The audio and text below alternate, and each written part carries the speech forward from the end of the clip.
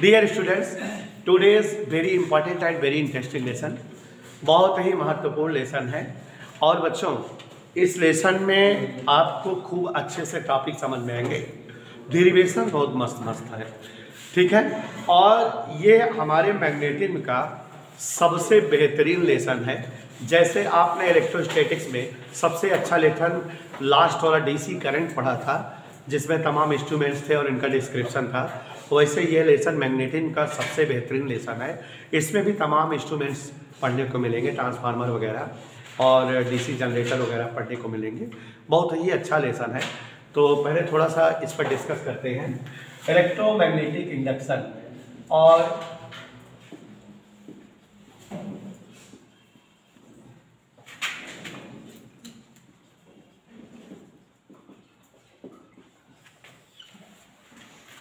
What is electromagnetic induction. Electromagnetic induction क्या है, इस चीज़ को समझाने से पहले और समझने से पहले थोड़ा सा दो छोटे छोटे टॉपिक पढ़ाएंगे बेटा। मैग्नेटिक फ्लक्स सबसे पहले, और magnetic flux MAGNETIC, magnetic flux. Dear students, flux word हम लोगों को सुना हुआ है। हम लोगों ने इलेक्ट्रोस्टैटिक्स में एक टॉपिक पढ़ा हुआ था, इलेक्ट्रिक फ्लक्स। इलेक्ट्रिक फ्लक्स की दो डेफिनेशन पढ़े थे वहाँ पर। सेम कॉपी है यहाँ पर भी, उसी तरह से दो डेफिनेशन सेम है। और दोनों टॉपिक दोनों तरह से जो डिफाइन किया गया वहाँ पर, वैसे यहाँ भी डेफिनेशंस हैं और उसी टर्म में यहाँ पर भी डिस्क्रिप्शन है। तो देखो बच्चों, अगर इलेक्ट्रिक फ्लक्स से याद हो तो आप याद करिए, electric flux is represented by letter phi. Phi से लिखते थे और समझाते कैसे थे, प्रज्ञान से। If here is an electric field, याद आया? कोई यहाँ पर क्या हो बेटा, electric field. And if there is an imaginary surface situated in this electric field, कोई एक इमेजिनरी सरफेस है जो इस इलेक्ट्रिक फील्ड में सरफेस में सिचुएटेड हो। अब बहुत सारे इलेक्ट्रिक फोर्स लाइन परपेंडिकुलरली या नॉर्मली पासेस होंगी इस सरफेस से, उन्हें काउंट कर लीजिए, ठीक है। तो अब अगर सिद्धांत बेटा इसे अंग्रेजी में बोलेंगे क्या बोलेंगे, total number of electric force line passes through any imaginary surface situated in any electric field is called electric flux। याद है बेटा? क्या था कि कहीं कोई क्या था पहले, इलेक्ट्रिक फील्ड, और उस फील्ड में हमने जो है इमेजिन किया था कोई एक सरफेस, इतनी दूर का इलाका अपना समझ लिया था, और उस सरफेस से क्या पास आउट हो रही थी, इलेक्ट्रिक फोर्स लाइन। उन्हें क्या कर लिए, काउंट कर लिए। वही क्या हो गया था, ध्यान से रखिएगा बात को दिमाग में भी, अभी हम पूछेंगे आपको। फिर उसके बाद एक और चीज बताए थे कि electric flux for any small surface, if there is any small surface situated in any electric field, then total electric flux passing through that surface is equal to vector E dot vector D. ऐसे vector E dot vector D, याद करो कि अगर कोई एक small imaginary surface हो having area DA and is situated in an electric field of intensity vector E, तो वहां पर electric flux d phi is denoted या represented by vector E dot vector DA। Definition बनती है यहां पर क्या बेटा, स्केलर प्रोडक्ट ऑफ, ये बदतमीज याद दो, scalar product of intensity of electric field with area vector situated in that field is called electric flux passing through that surface. समझ में आया बेटा? तो यहां इलेक्ट्रिक फ्लक्स की कितनी डेफिनेशन हुई, तो एक बार फिर से, number of total electric force line passes normally through any imaginary surface situated in any electric field is called electric flux। Yeah, electric flux is the scalar product of intensity of electric field with area vector of that surface, imaginary surface. समझ गया बेटा? Same process, एकदम same process में यहां electric शब्द हटा दें तो मैग्नेटिक शब्द आ जाएगा और मैग्नेटिक फ्लक्स की डेफिनेशन बन जाएगी। सेम प्रोसेस में if here is any magnetic field of intensity vector B, ले जाओ, if here is any magnetic field of intensity vector B and if it is any imaginary surface situated in this magnetic field, and these are magnetic force line passes normally through this surface of area A, area vector A, then total number of magnetic force line is called magnetic flux। तो कैसे define किया जाएगा बेटा? Total number of magnetic force line passes normally through any imaginary surface situated in any magnetic field is called magnetic flux। समझ में आ गया?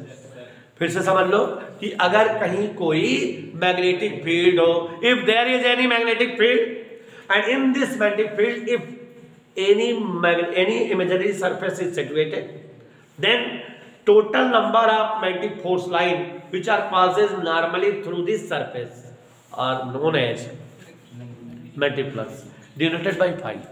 समझ आया बेटा? नहीं समझ में? तो total number of magnetic force line passes normally through any imaginary surface situated in any magnetic field is called magnetic flux। ठीक बेटा? और दूसरी तरह से डिफाइन किया जाता है phi equal vector B dot vector A, vector B dot vector A. कैसे डिफाइन करोगे बेटा? Magnetic flux is the scalar product of intensity of magnetic field with area vector of that surface, imaginary surface situated in that field. Is that clear बेटा? तो ये magnetic flux phi equal B A cos theta भी right हो जाता है। और magnetic flux की unit होती है weber. Weber is the unit of magnetic flux.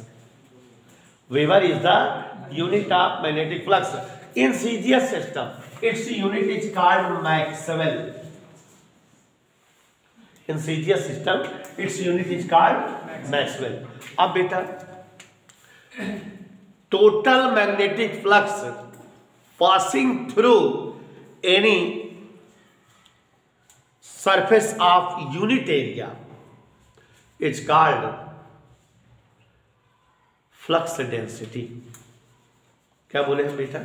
यहां A को 1 कर दो या फाई अपान A कर दो, तो इसे क्या कहते हैं बेटा? Magnetic flux density. डिफाइन कैसे करोगे बेटा? Total magnetic flux passing through any imaginary surface of unit area is called flux density and its unit is weber per metre square. Weber, ठीक है? इसको हम क्या बोलते हैं बेटा? Flux density, magnetic flux density, weber per metre square. Okay? और बच्चों ऐसे ही सीजीएस सिस्टम में ये यूनिट क्या हो जाएगी? मैक्सवेल पर सेंटीमीटर स्क्वायर, जिसे हम सीमेन बोलते हैं। क्या बोलते हैं बेटा? Siemens. Siemens is the unit of flux density in CGS system. It is also known as maxwell per centimetre square. समझ में आया बेटा? तो ये मैग्नेटिक फ्लक्स हुआ और फ्लक्स डेंसिटी हुई। कोई डाउट किसी बच्चे को?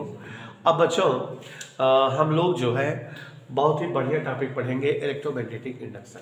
What is electromagnetic induction? क्या है इलेक्ट्रोमैग्नेटिक इंडक्शन? और ये लेसन पूरा इलेक्ट्रोमैग्नेटिक इंडक्शन क्या है, उसके लॉज क्या है, और फिर उसके बाद इलेक्ट्रोमैग्नेटिक इंडक्शन के यूजेस लाइफ में क्या है, लॉरेंज फोर्स के अकॉर्डिंग इलेक्ट्रोमैग्नेटिक इंडक्शन का जो है डेरिवेशन क्या है। तो यहाँ पर एक थोड़ा सा जो है हम आपको कहानी बताना चाहते हैं छोटी सी। देखो, एक साइंटिस्ट हुए हैं अरस्टेड। अरस्टेड ये बताए हैं कि अगर आप कोई एक कॉइल ले लो और कॉइल में एक जो है सेल अटैच कर दो और स्विच अटैच कर दो, स्विच ऑन करो तो current start flowing through that coil, current flow होने लगती है। अब अरस्टेड ने बताया क्या था कि ये करंट कैरिंग कॉइल हो गई if we put any compass needle near it, अगर हम इसके नजदीक कोई कंपास निडल लाए देन इट शोज डिफ्लेक्शन, इसमें डिफ्लेक्शन दिखने लगता है ना। इससे क्या बताया था अरस्टेड कि इसका मतलब करंट कैरिंग कॉइल के अराउंड मैग्नेटिक फील्ड क्रिएट हो गया है। बकायदा उन्होंने प्रूव किया था कि अगर करंट ज़्यादा करो तो डिफ्लेक्शन ज़्यादा होता है, करंट कम करो डिफ्लेक्शन कम होता है, करंट की डायरेक्शन चेंज कर दो तो direction of deflection also change. Mister Hans Christian Oersted proved that if there is any current carrying coil then it shows intensity magnetic field, which is the reason compass needle shows deflection when it put near the current carrying coil, and the deflection depend on the amount of current and the direction of deflection depend on the direction of flowing current. When the direction of flowing current change, deflection direction also change. When deflection increases, it means there will be high current, and deflection decreases, there will be low current. And if this coil is hanging suspended really in the contact of earth, then it always stayed north-south direction. And when you put some iron, nickel, cobalt material near it, then it start attracting them. Means magnetism creates, और all the property of magnetism shows that current carrying coil दिखाती है ना। कौन? Current carrying coil के चारों तरफ magnet बन गया, मैग्नेटिक फील्ड आ गया और वो मैग्नेटिज्म की हर प्रॉपर्टी दिखाती है। तो ये जो अरस्टेड साहब का प्रयोग था, हैंस क्रिश्चियन अरस्टेड का, प्रूव्ड था, ये सभी लोगों ने माना था, सभी लोग ने इसको दिखाया था कि जो है सत्यापित है, सत्य है, प्रूव्ड है। तो एक साइंटिस्ट है माइकल फैराडे, उन्होंने जब हैंस क्रिश्चियन अरस्टेड के एक्सपेरिमेंट को सुना कि अगर कोई कॉइल है, कॉइल में सेल अटैच करके करंट फ्लो कराते हैं तो उसके चारों तरफ मैग्नेटिक फील्ड क्रिएट हो जाता है, मैग्नेटिक बन जाता है, तो इसका उल्टा फैराडे दिमाग लगाने लगे कि कहो अगर here is any magnetic coil, electrical coil, and when current flows then it shows magnetism, तो अगर हम कहीं कोई एक कॉइल ले लें और कॉइल के बगल कोई मैग्नेट रख दे, माने कॉइल को मैग्नेटिक फील्ड में रखें, तो इस कॉइल में करंट फ्लो होनी चाहिए। किसने सोचा ऐसा? फैराडे ने।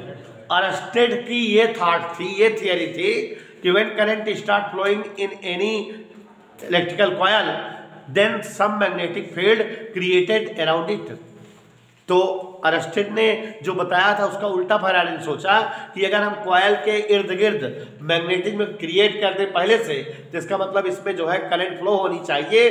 क्यों? क्योंकि ये मैग्नेटिज्म तभी बनता है जबकि इसमें करंट बहती है। तो ऐसा किसने सोचा? फैराडे ने।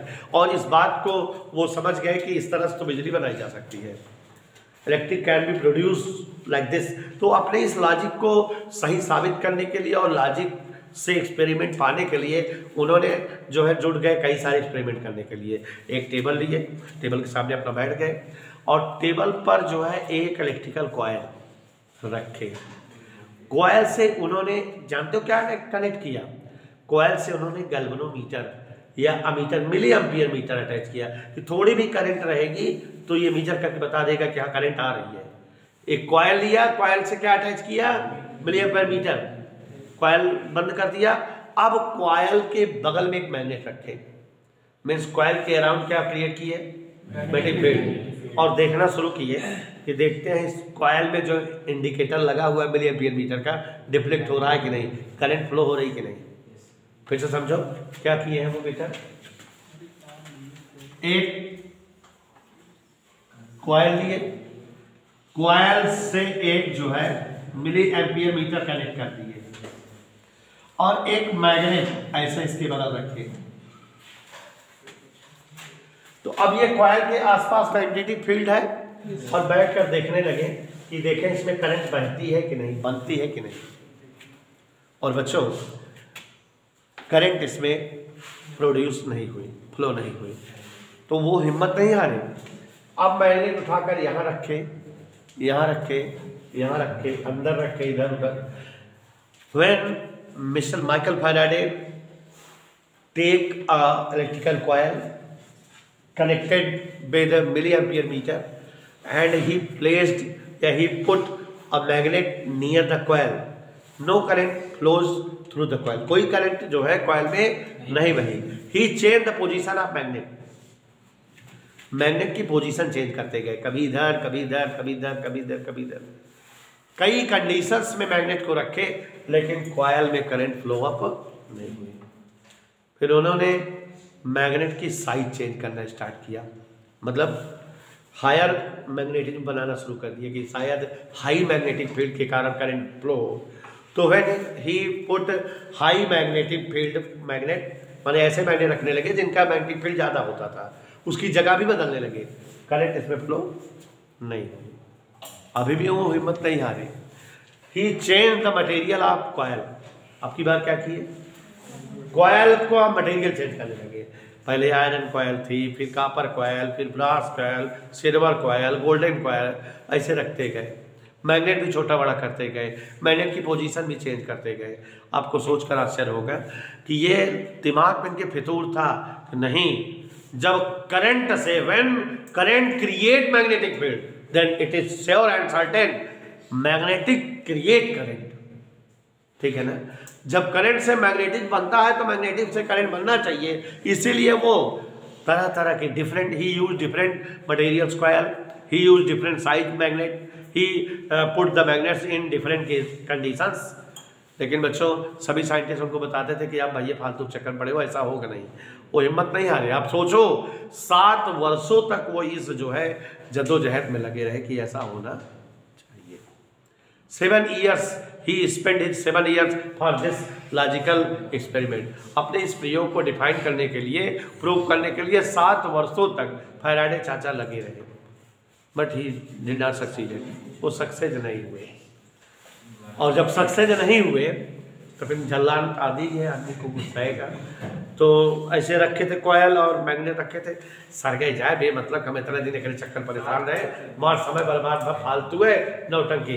तो जो मैग्नेट रखा था उठाकर भावेगा, तो when he throw the magnet, गुस्से में मैग्नेट को उठाए और जल्दी से फेंक दिए, तो जैसे मतलब उब गए, एकदम हार गए। तो मैग्नेट को जैसे ही फेंके वैसे ही को जो है milli ampere meter source deflection, ये तुरंत हिल गया, फिर चौंक गए, फिर दिमाग में आ गया।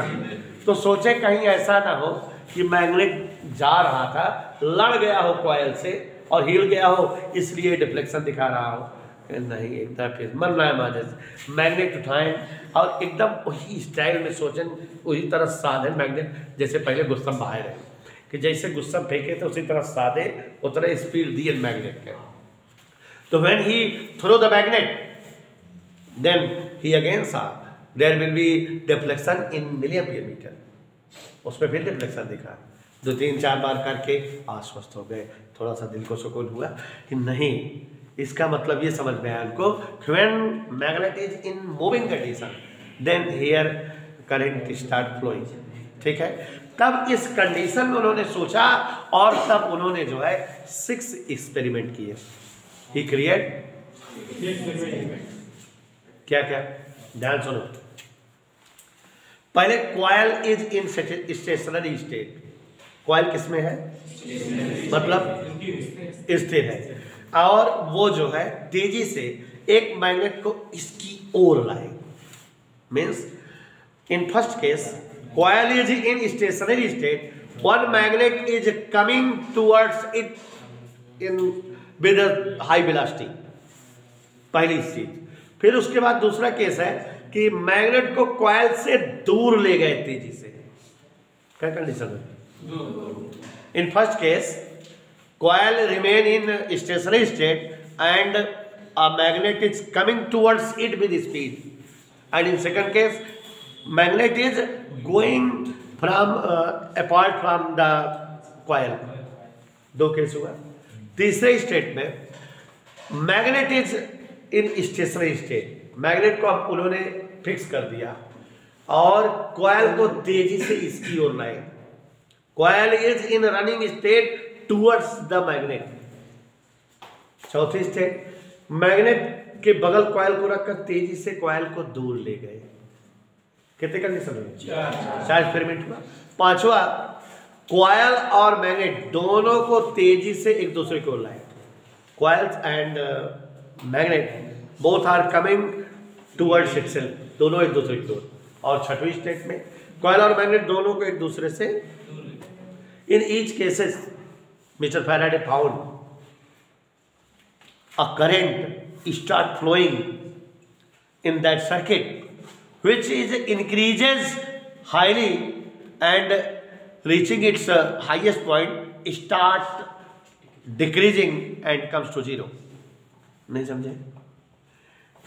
ये सभी केसों में, चाहे जो केस हो, फैराडे ने ये पाया कि एक current start flowing in the circuit, उस सर्किट पे, उस कॉइल में करंट बहने लगती है, which increases and comes to its highest point। वो करंट बढ़ते अधिकतम होती है, and then decreases and comes to zero। माने एक करंट फ्लो होती है जो बढ़ते मैक्सिमम पॉइंट तक पहुंचती है और फिर उसके बाद डिक्रीज होते जीरो हो जाती है। ठीक है, समझ में आया? तो इस बात को हम फिर से बोले बेटा।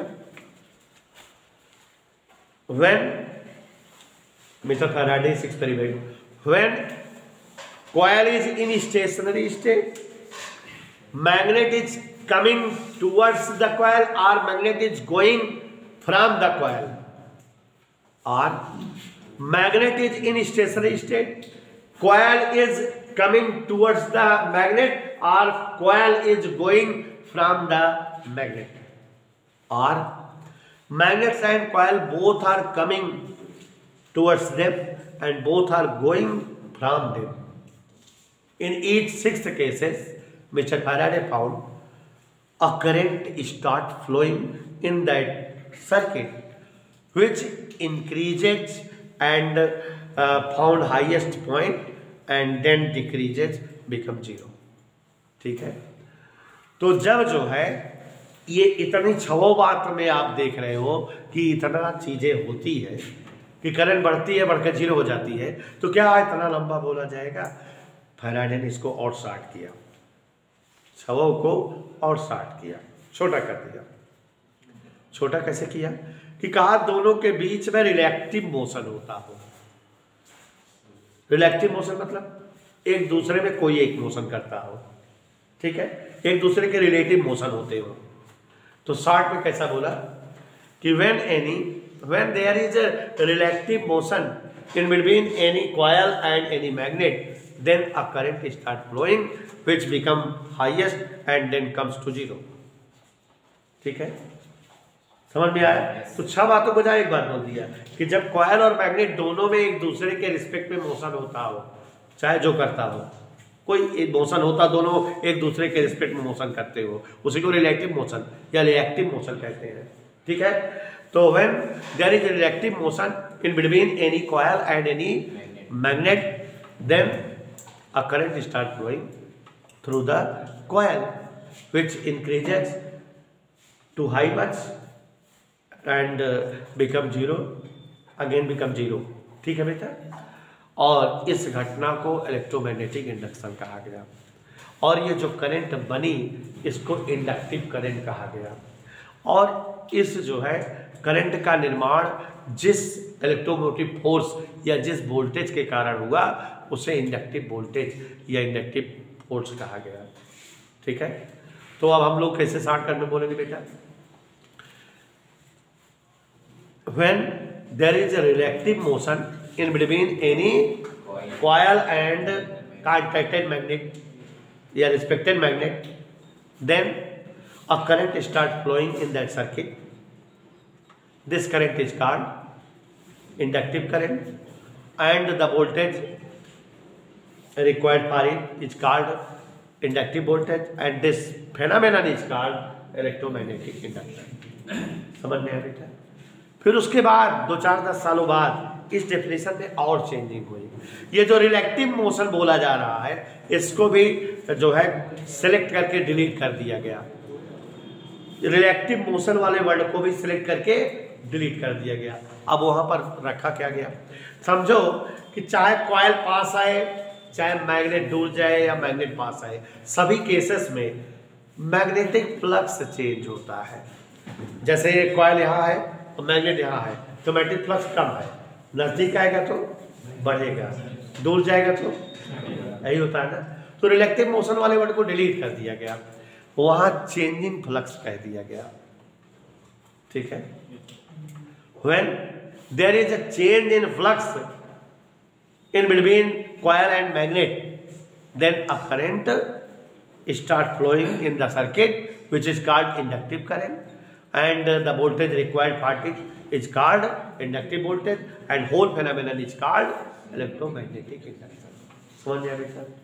तो अब हम लोग ये नई वाली डेफिनेशन लिखते हैं, चेंज ऑफ फ्लक्स, फ्लक्स की चेंजिंग। और अब आप दिमाग में हमेशा के लिए बैठा भी लीजिए कि कहीं कहीं आपको फ्लक्स चेंजिंग दिखती रहे तो तुरंत अपना दिमाग भिड़ाइएगा, जान जाइएगा कि वहां कोई इंडक्टिव करंट प्रोड्यूस होगी। क्यों? क्योंकि बेटा इस लेसन में इलेक्ट्रोमैग्नेटिक इंडक्शन के बाद हम आपको पढ़ाएंगे सेल्फ इंडक्शन और फिर पढ़ाएंगे म्यूचुअल इंडक्शन। दोनों ही केसों में आप देखोगे कि जैसे फ्लक्स चेंज होगा तुरंत जान जाओगे वहां क्या बनेगी, इंडक्टिव करंट। कौन सी घटना होगी? इंडक्शन की। समझ में बेटा? तो व्हाट इज इलेक्ट्रोमैग्नेटिक इंडक्शन? सिद्धांत बेटा कैसे समझाओगे? When there will be change in flux of any magnet related to any coil, then a current start flowing in that coil, which is called inductive current, and required electromotive force is called inductive electromotive force, and whole phenomenon is called electromagnetic induction। मतलब जब किसी कुंडली और उससे संबद्ध चुंबक में चुंबकीय फ्लक्स में बदलाव होता है तो कुंडली में एक धारा बन जाती है जिसे इंडक्टिव करंट कहते हैं, और जिस बल के कारण बनती है उसे इंडक्टिव बल कहते हैं, और ये पूरी घटना इलेक्ट्रोमैग्नेटिक इंडक्शन कहलाती है। ठीक है बेटा? और फैराडे ने अपने सभी एक्सपेरिमेंट जो भी बताए हम आपको, सभी एक्सपेरिमेंट के आधार पे कंक्लूजन के रूप में दो लॉज पाए, जिसे जो है Faraday law of electromagnetic induction कहा जाता है। यह लेसन 3 पार्ट में है। पहला पार्ट है इलेक्ट्रोमैग्नेटिक इंडक्शन, दूसरा पार्ट पूछो सेल्फ इंडक्शन, तीसरा पार्ट क्या है? Mutual induction. तो पहला पार्ट बहुत इंपॉर्टेंट है। पहले पार्ट में 4 क्वेश्चन इंपॉर्टेंट है। कौन कौन? पहला क्वेश्चन इंपॉर्टेंट ये है बेटा, what is electromagnetic induction? Electromagnetic induction है क्या? दूसरा इंपॉर्टेंट क्वेश्चन प्रज्ञान बेटा है, give the Faraday law of electromagnetic induction, माने फैराडे के इलेक्ट्रोमैग्नेटिक इंडक्शन के लॉ क्या है उसको बताओ। और तीसरा है डिफाइन लेंस लॉ, या what is the rule of inductive direction of inductive current, inductive current की डायरेक्शन बताने का नियम क्या है।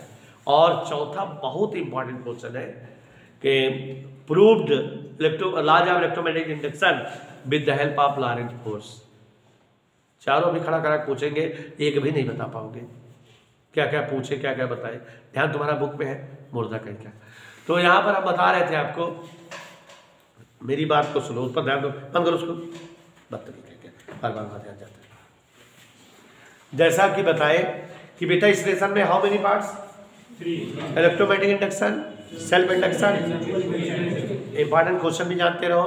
पहले पार्ट में बहुत सारी चीजें पढ़नी है, लेकिन इंपॉर्टेंट क्या है? Electromagnetic induction.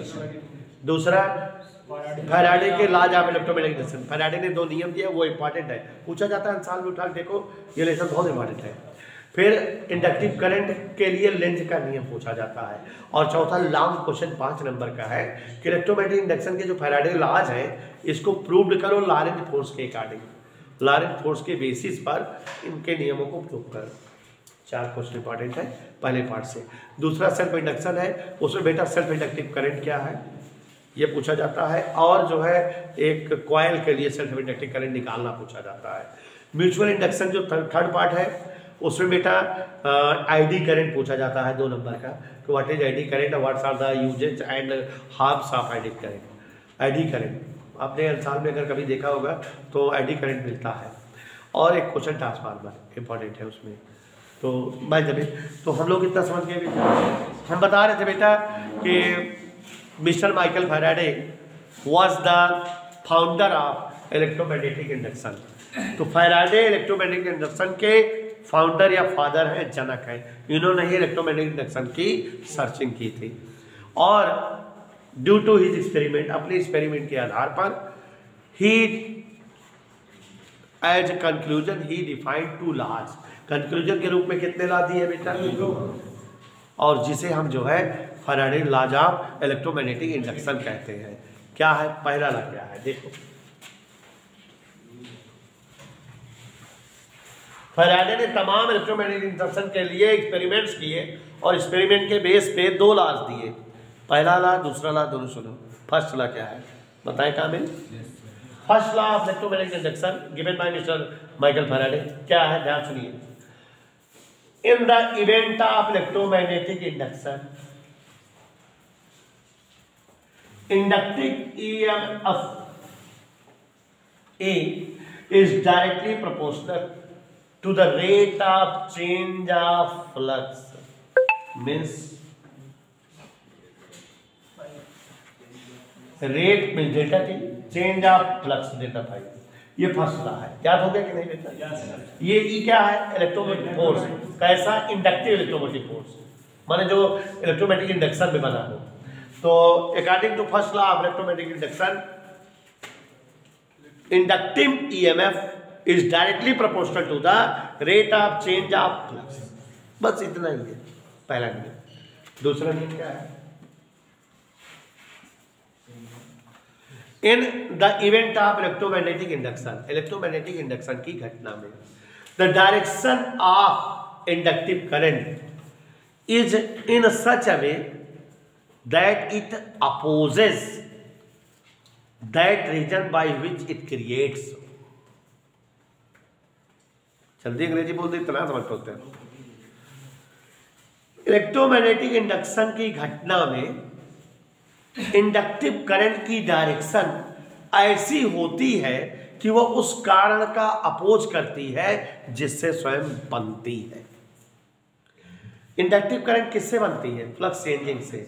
और ये अपोज किसका करती है? फ्लक्स चेंजिंग की। इसकी डायरेक्शन और फ्लक्स चेंजिंग डायरेक्शन अपोजिट में होती है। जैसे फ्लक्स चेंज पूरब में हो रहा है तो इंडक्टिव करंट पश्चिम में। तो मतलब ये हुआ कि फ्लक्स चेंजिंग का अपोज कर रही है, अपोजिट डायरेक्शन में है और उसी कारण बनी हुई है। तो एक बार फिर से बोलेंगे, ध्यान से सुनिएगा।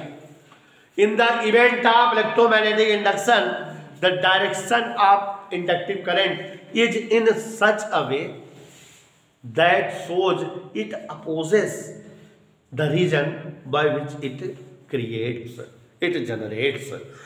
नहीं समझ में बेटा? इंडक्टिव करंट की डायरेक्शन सदैव ऐसी होती है कि ये उस कारण का विरोध करती है जिससे स्वयं पैदा हुई है। समझ में बेटा?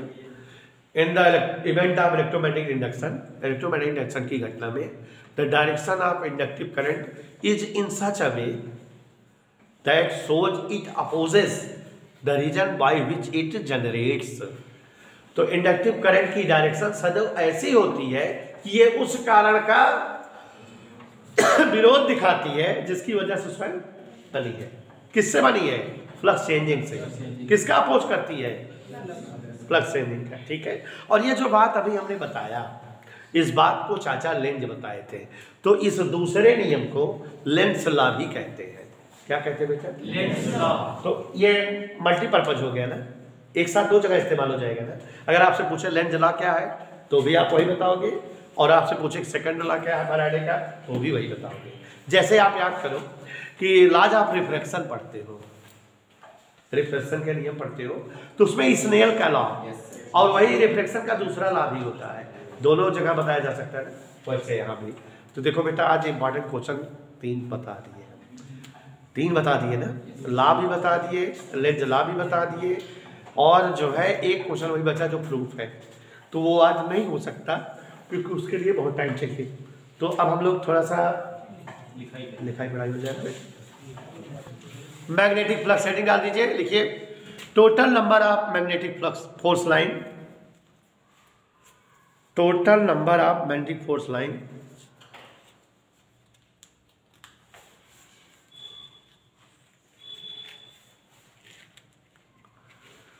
total number of magnetic force line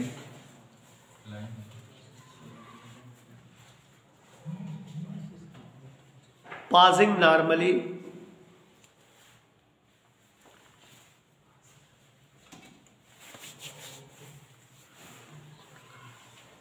normally through any imaginary surface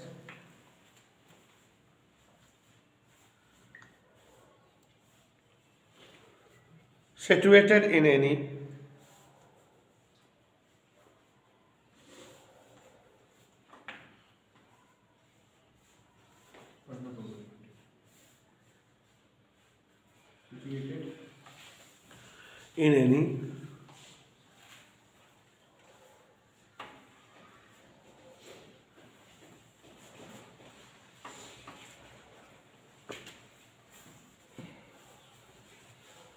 magnetic field. लिखा बेटा, लिखा। If N imaginary surface of area A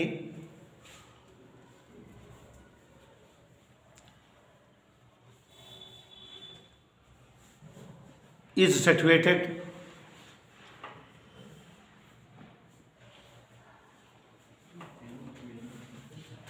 in any magnetic field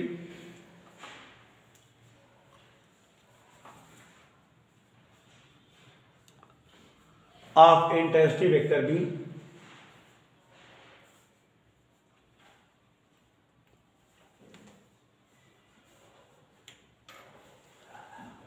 intensity vector B, then total magnetic flux passing through the surface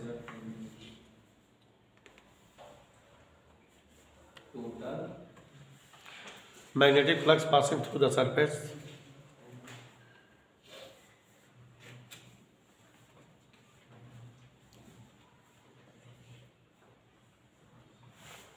no like say phi equal vector B dot vector A implies phi equal BA का theta घेर दीजिएगा, phi equal B ए का theta घेर दीजिएगा।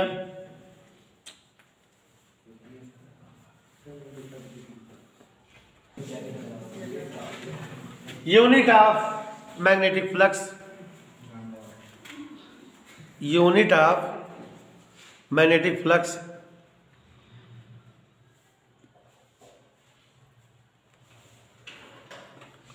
Unit of magnetic flux is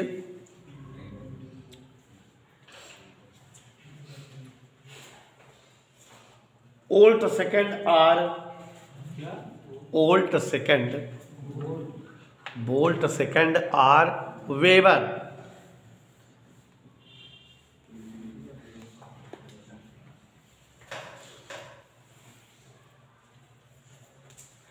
in CGS system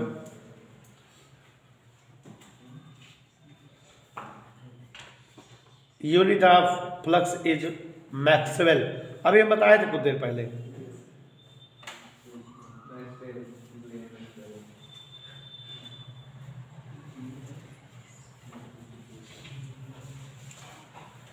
लिखा बेटा, new line से black pen से लिखिएगा।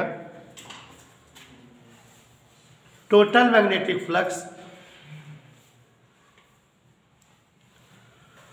Total magnetic flux passing through any unit area of surface, ये हम बताए थे अभी। passing through any unit area of surface is called flux density।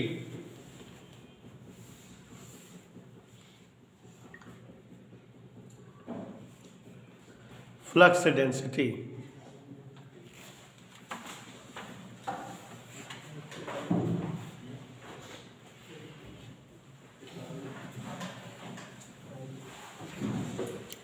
लिखा बेटा? तुम्हारा क्या नाम बेटा? Unit of flux density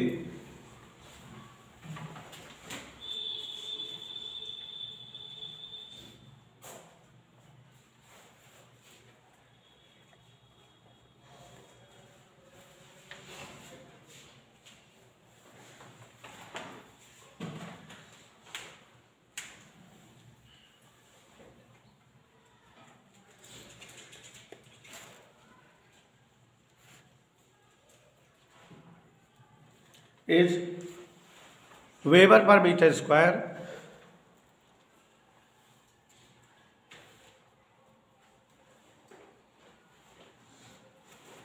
weber per metre square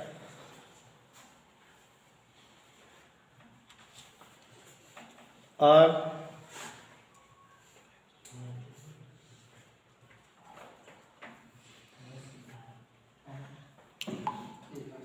maximum per centimetre square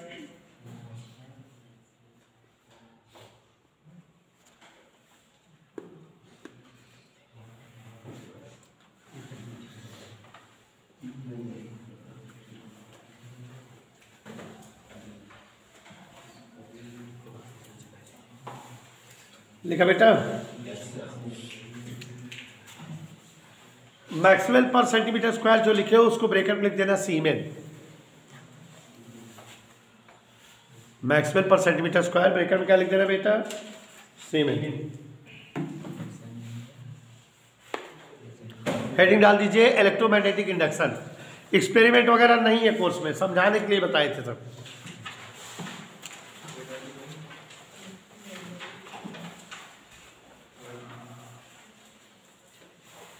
electromagnetic induction heading डाल दीजिए।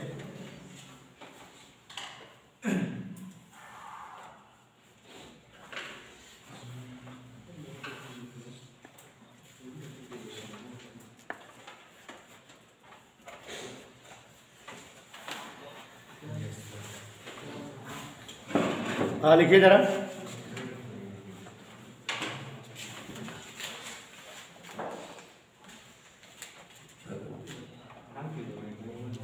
When current is produced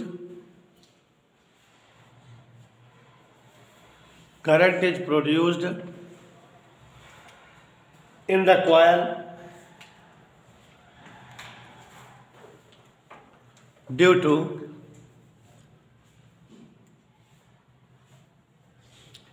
change of flux between coil and the magnet,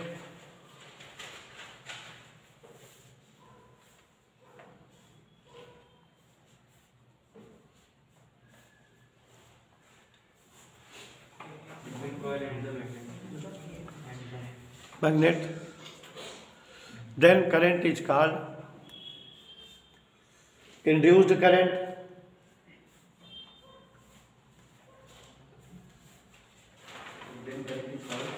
Induced current and required EMF is called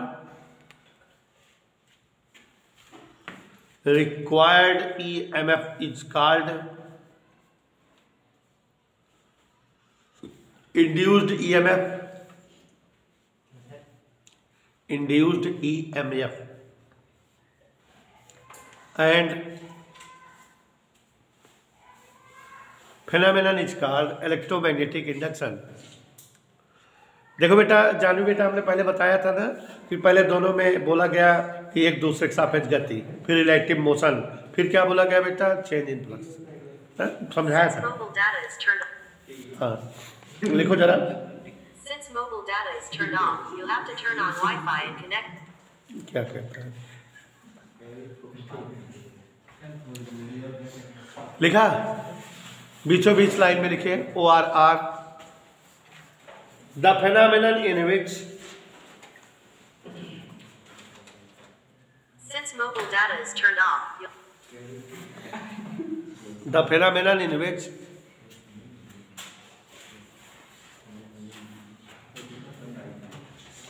electric current is produced by magnetic field, electric current is produced by magnetic field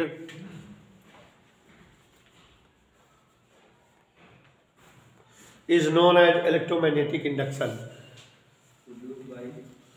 Magnetic field is known as electromagnetic induction। लिखा बेटा?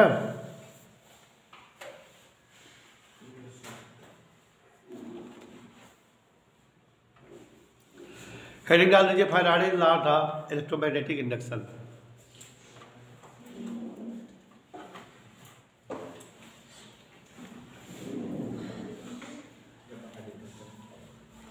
Faraday's laws of electromagnetic induction.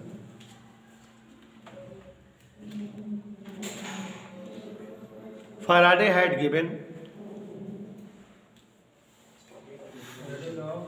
electromagnetic induction. Faraday had given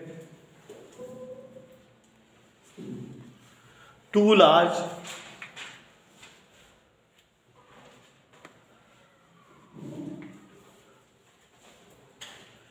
related to electromagnetic induction.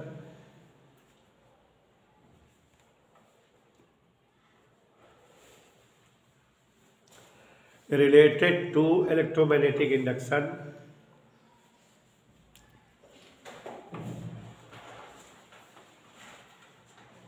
on the basis of his experiments. On the basis of his experiments.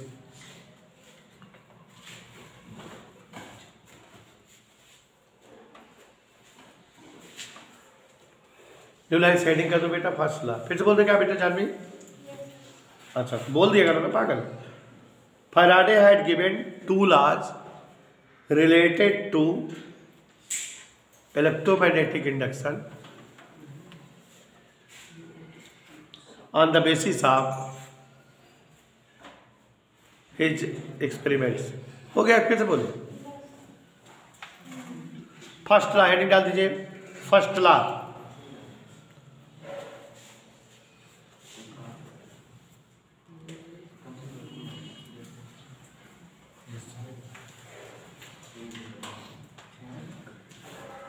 बोले बेटा।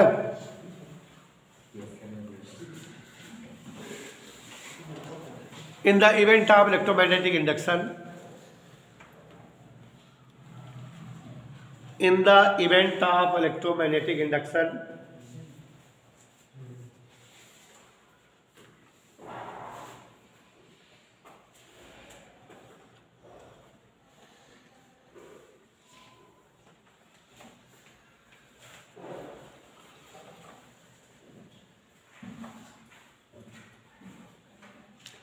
induced EMF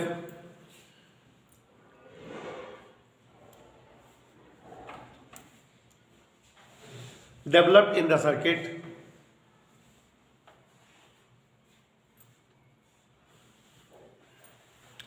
is directly proportional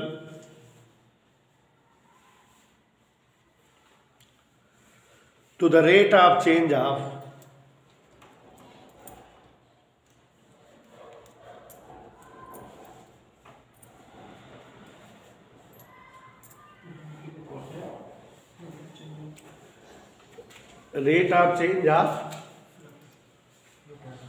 flux.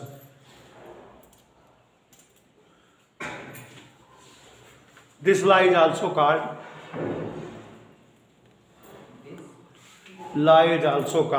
Newman's law.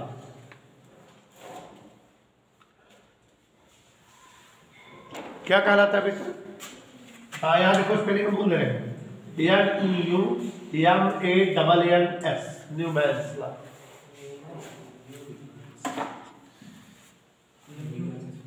ALL है। It is also called Newman's law. Second law है, निकालो second law.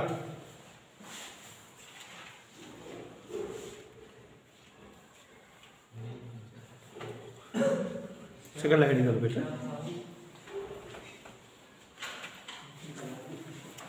The direction of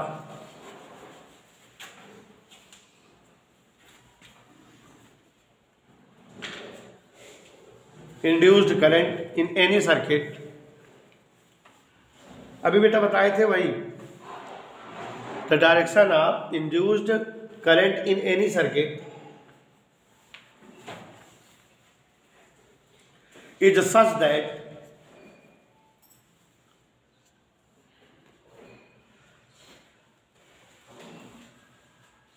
it opposes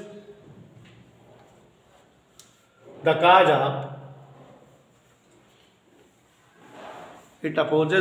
of its own production.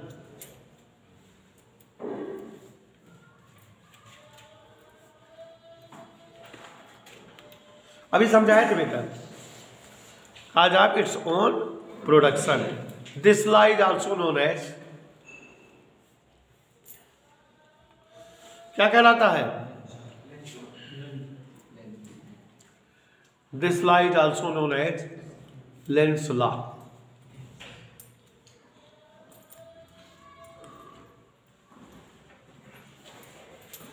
अच्छा बेटा, ये जो inductive current है इसकी डायरेक्शन बताने के दो नियम है। जैसे लाइन एंड फोर्स बताने के कितने नियम थे? कौन कौन? एक तो था फ्लेमिंग लेफ्ट हैंड रूल, और एक जो है हाँ राइट हैंड पाम रूल, याद है? वैसे यहां भी there are two laws for showing the direction of induce current. Induce current बताने के कितने नियम है बेटा? पहला नियम फ्लेमिंग राइट हैंड रूल, वहां क्या था? फ्लेमिंग लेफ्ट हैंड रूल था। यहां क्या है बेटा? क्या है? If be placed thumb, index finger and middle finger perpendicular to each other, okay, and if thumb represent the motion of magnet and index finger represent magnetic field, then the direction of induced current is given by middle finger। याद करिए, जो Fleming का left hand rule था, force Laurent force, magnetic field और यहाँ current था, इसको बाद में बोला जाता था क्योंकि फोर्स का रूल था, इसमें करंट को बाद में बोला जाता है। नियम एकदम वैसे ही है। If be stretch our thumb finger, index finger and middle finger of right hand perpendicular to each other and motion of magnet is represented by thumb, ये इससे द्वारा थंब ही कहते हैं ना इसको, and index finger represent magnetic field, then the direction of induced current is given by middle finger.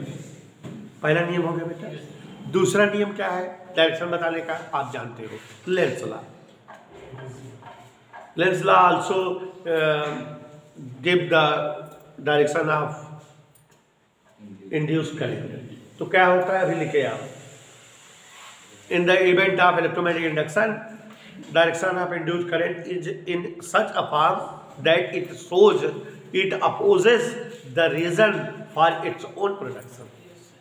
यही ना? तो there are two laws, जो दो नियम है induced current बताने के लिए।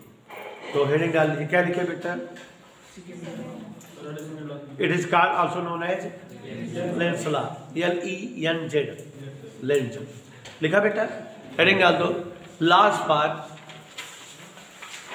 Giving direction of, laws for giving direction of, laws for giving direction of induced current.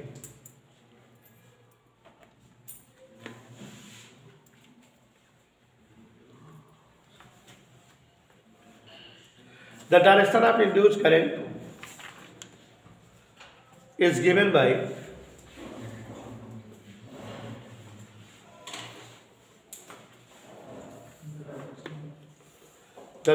of induced current is given by two laws। Number 1 heading डाल दीजिए, Fleming's right hand rule.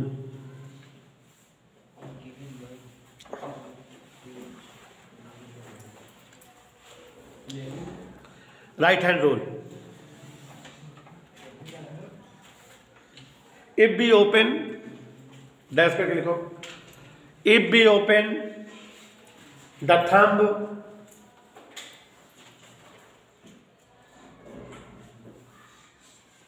कमा four finger माने index finger ना, four finger या फोआरी, four finger and middle finger of right hand,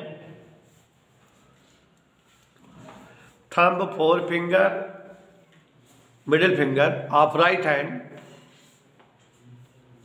such that they are perpendicular to each other,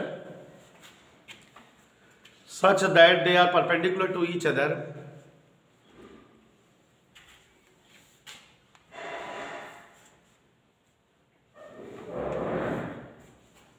and if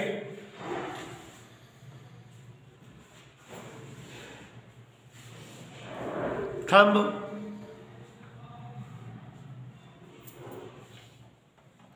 is pointed, direction of motion of conductor,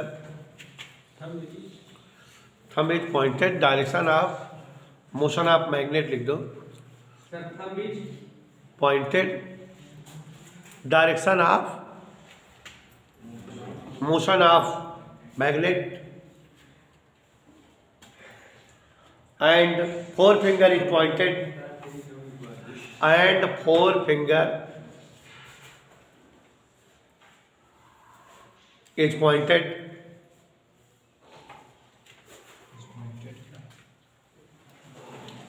towards magnetic field,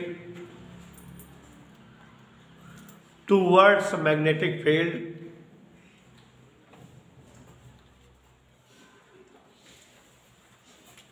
then middle finger indicates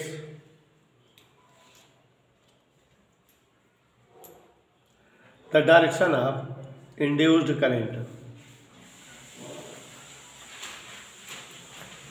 direction of induced current.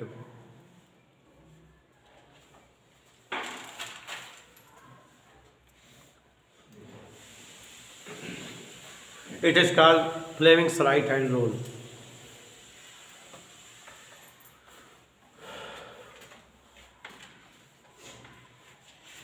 Number 2, Lenz law.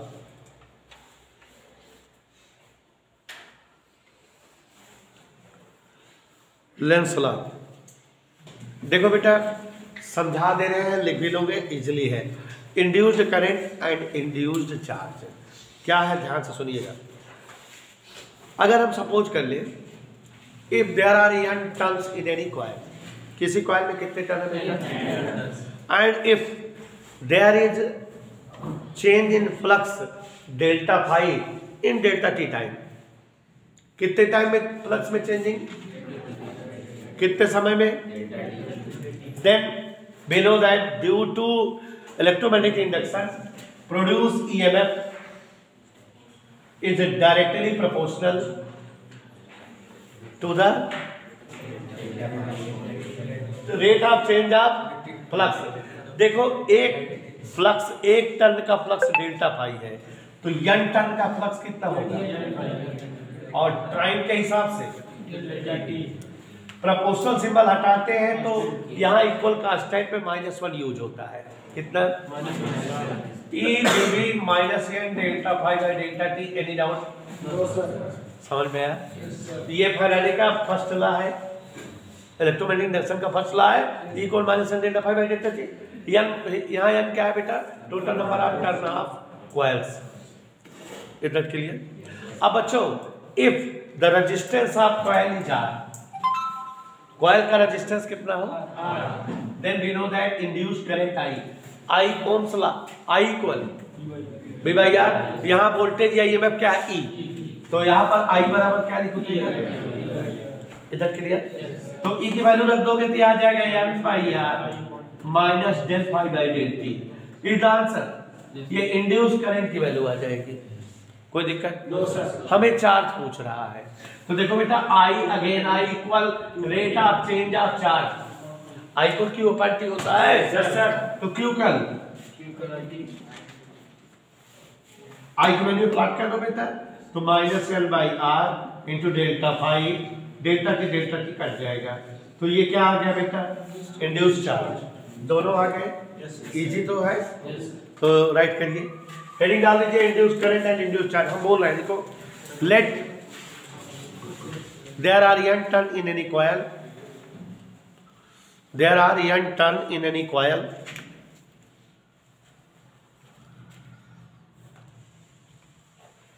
and if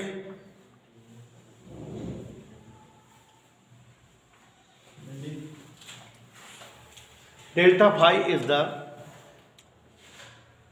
rate of change of flux, rate of change of magnetic flux per turn,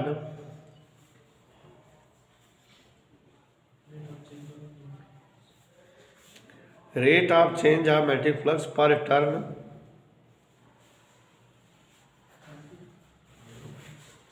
लिखा।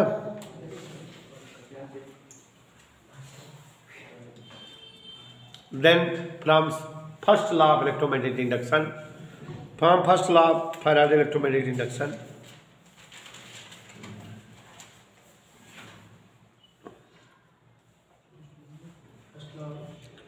Faraday's electromagnetic induction,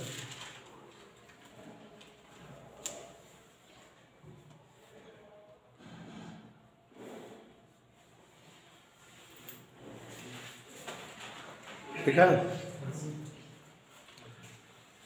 E proportional and delta phi by delta t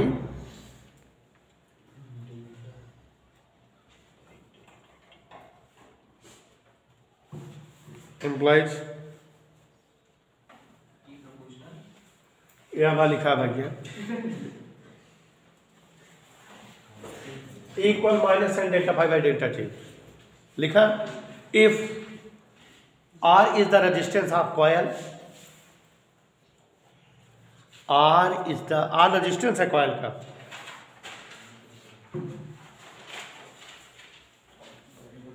R is the resistance of coil, then the resistance of coil, then induced current I equal E by R, ये board पर लिखा है बेटा, induced current I equal E by R equal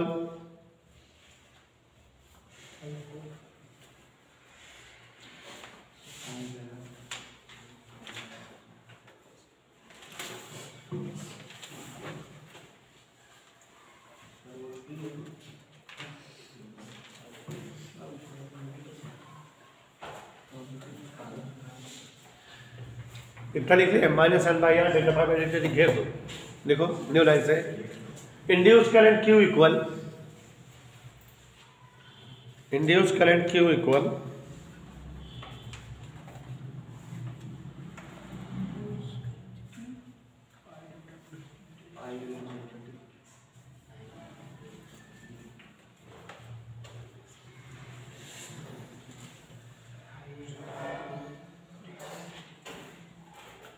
लिखा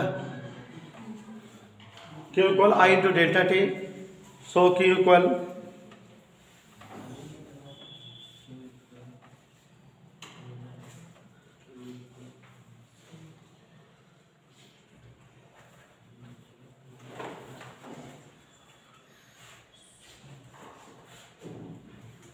Q equal minus N by R delta phi. हो गया बेटा, इसी के साथ समाप्त।